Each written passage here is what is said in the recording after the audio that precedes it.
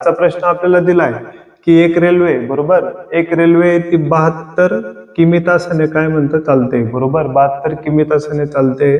तर तिला एक खांब ओलांडण्यासाठी किती सेकंद लागतायत? 12 सेकंद लागताय. एक खांब ओलांडण्यासाठी 12 सेकंद लागताय. आणि आपल्याला त्या रेल्वेचे काय करायचे?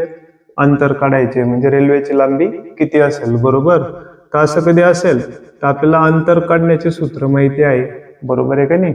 तेच म्हणजे काय? वेग गुणिले वेळ गुणिले 5/18, बरोबर.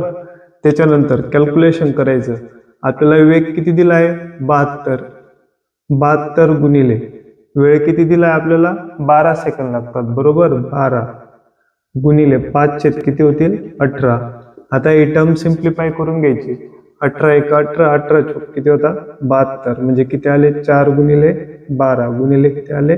5. 12 चौक किती होता? 48. 48 गुणिले 5 केले. 48 गुणिले 5 केले म्हणजे आपल्याला किती मिळतात? 240. म्हणजे 240 ही त्या रेल्वेची काय होती? लांबी होती. तर व्हिडिओ आवडल्यास चॅनलला सबस्क्राईब करा, लाईक करा, शेअर करा. जय हिंद, जय महाराष्ट्र.